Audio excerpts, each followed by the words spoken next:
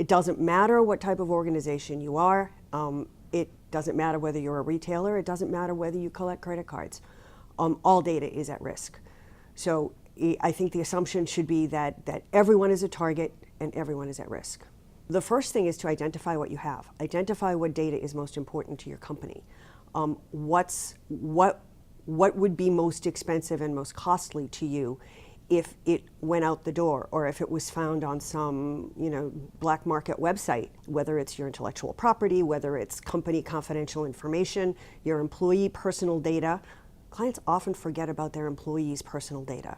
There is a treasure trove of information for identity thieves sitting in HR files.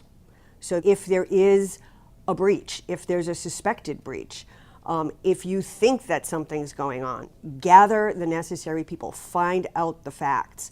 Don't go running off in a million different directions. Don't try and shut everything down or wipe things clean.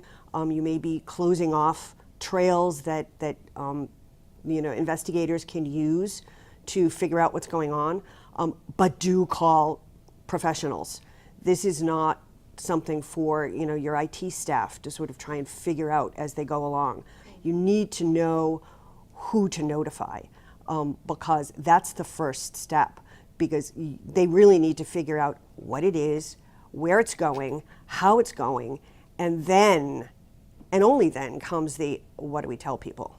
Boards are now taking this much more seriously, partially because of potential liability, because these types of issues, depending upon how the issue has been handled by the company, may or may not expose a director to personal liability for failure of fiduciary duty to the shareholders. There are several cases right now pending as a result of some of the breaches. There are several what are called shareholder derivative suits, and board directors are named personally in these suits. And it's questionable whether or not D&O liability insurance will cover some of those. That always gets a board's attention. And there are now reporting requirements. The SEC has required that public companies report their cyber liability risk, assess it, manage it, and report on it. So it's becoming more and more a board issue. It really should be. This should be discussed at the highest levels of every company, particularly public companies, but every company.